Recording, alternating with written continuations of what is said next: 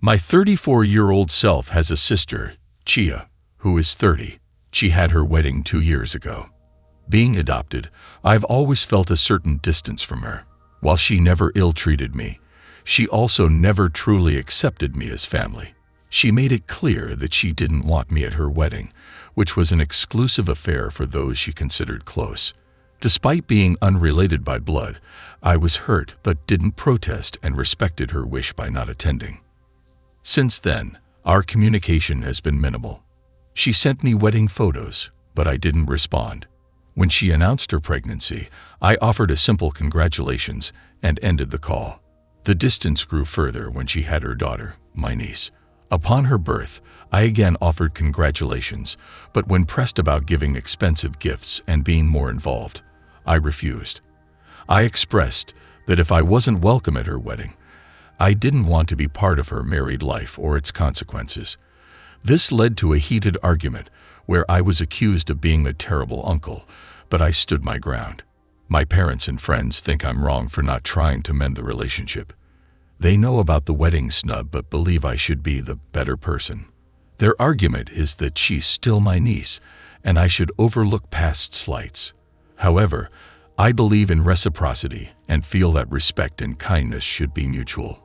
I'm struggling with the notion of being the better person when it seems to mean excusing behavior that hurt me deeply. So I'm left wondering, am I wrong for taking this stance? I am respectful and kind, but I'm not a doormat.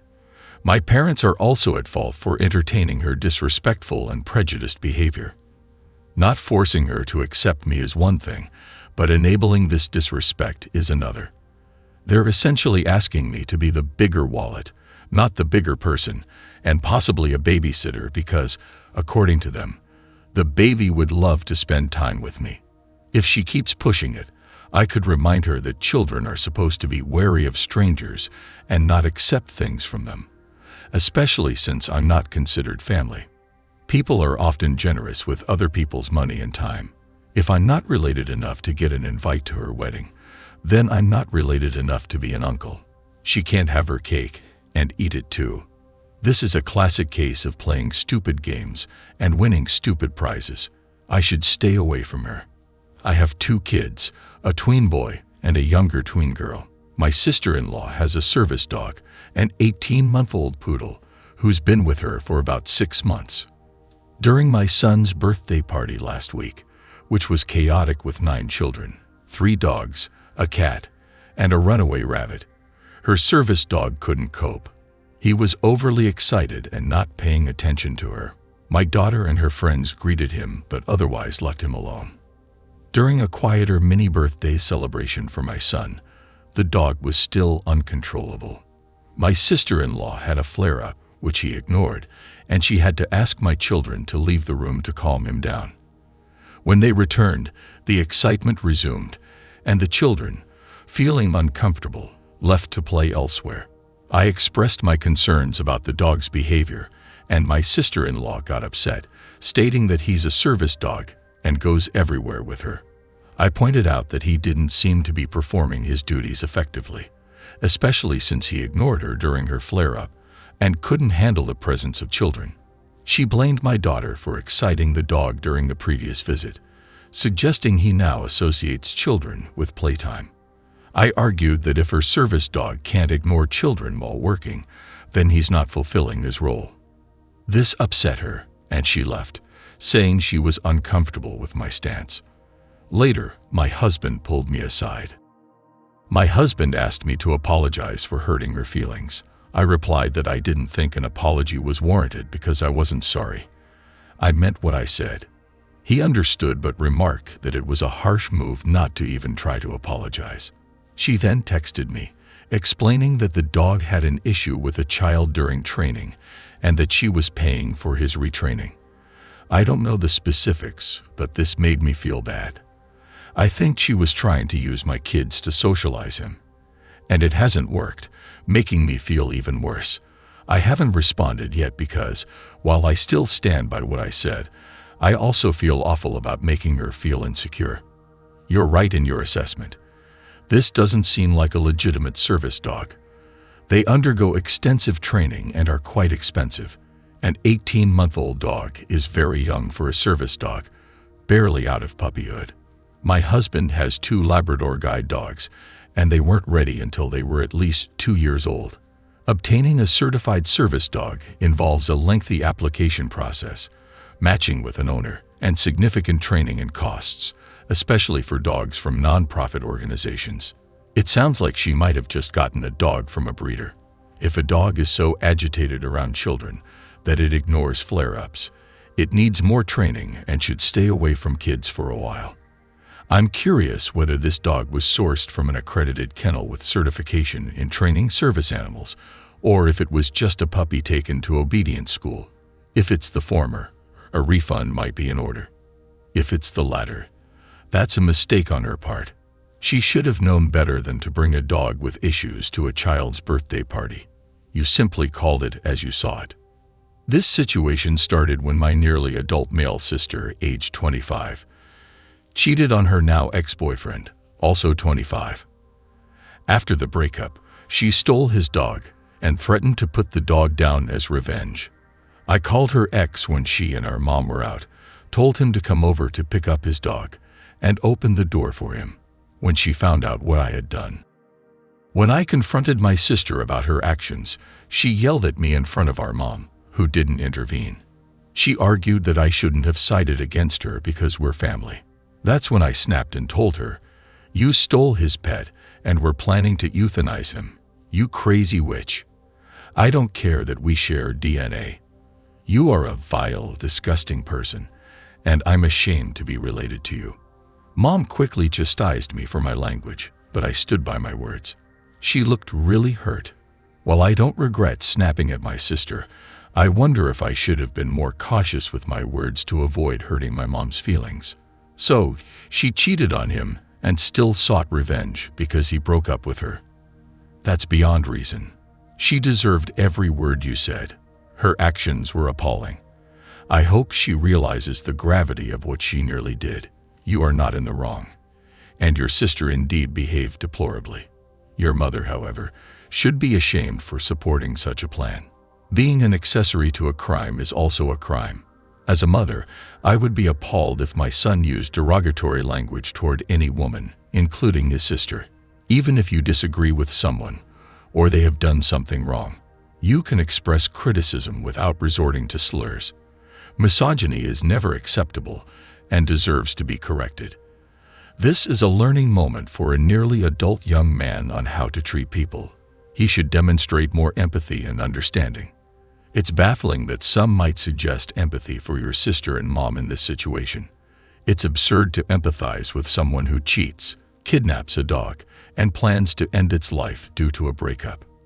Your sister's actions were dangerously psychopathic, and you did the right thing by saving that dog's life. But where is your father in all this? With your mom condoning your sister's plan, it's no wonder she has such twisted views. Update: my dad, who is with his new wife, was informed about the situation. My sister's ex told me he was going to the police.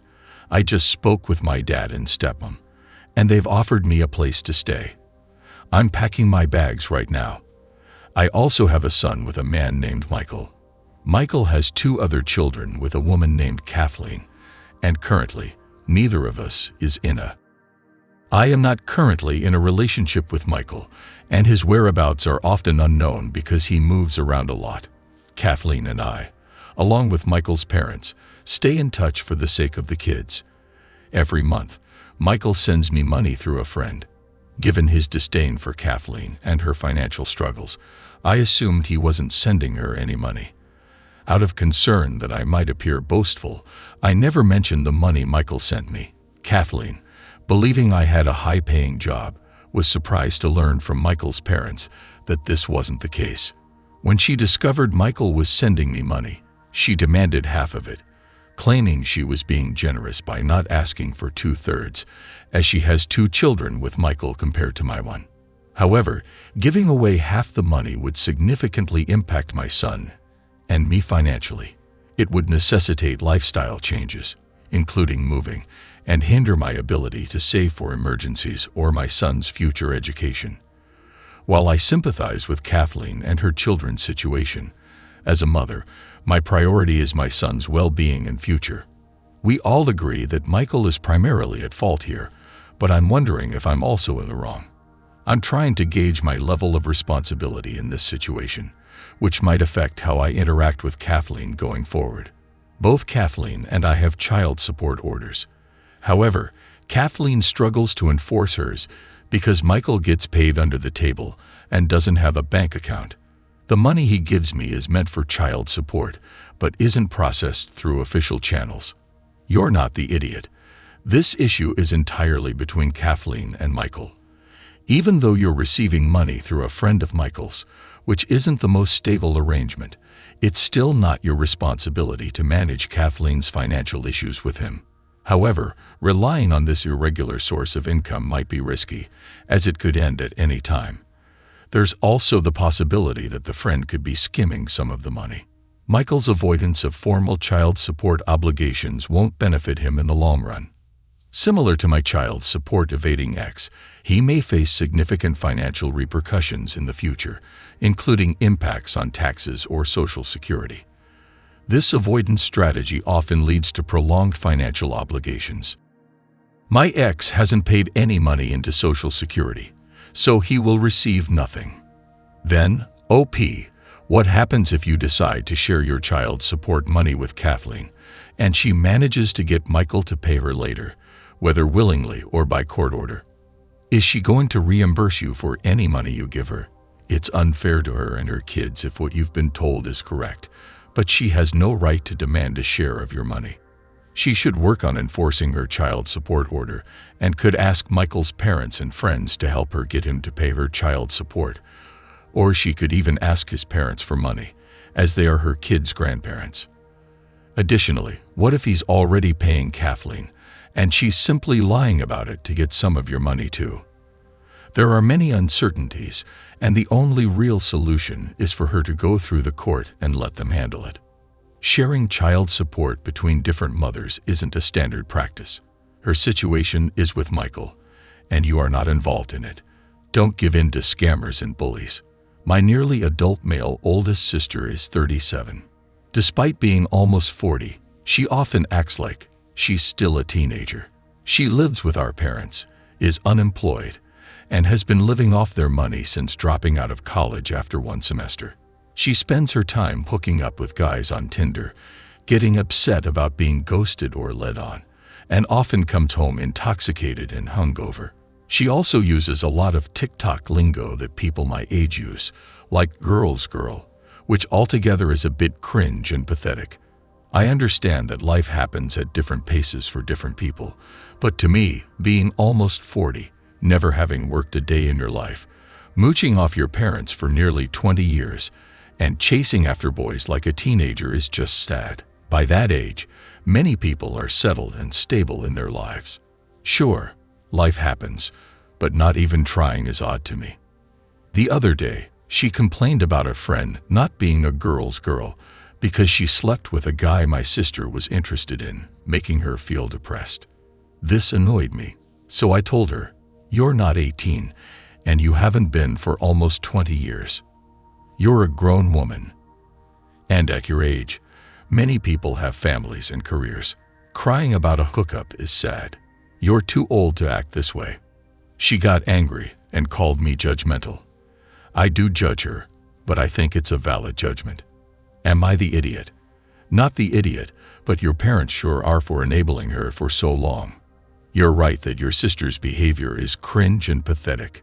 Just so you know, girl's girl didn't originate on TikTok.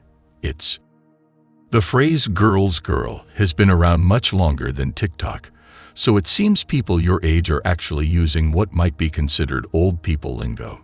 Your sister at 37 is wasting her life, making poor decisions, and unfortunately making them everyone else's problem. You, being 20 years her junior, shouldn't even have to know about her frequent hookups. It's terrible that you have to put up with her stories and the drama she brings. She is severely enabled, and I hope she manages to get her life together quickly. There's nothing inherently wrong with being single and childless at 37, nor with going out, hooking up with people, or using old or new slang. However, never having had a job or no plan to move out of your parents' house is unhealthy. Doing a little quick math. If you're nearly an adult and your sister is 37, and she got pregnant at 20 and supposedly dropped out after 1 semester to have you, the timelines seem a bit off. Are you sure she's your sister? I truly feel for you in this situation.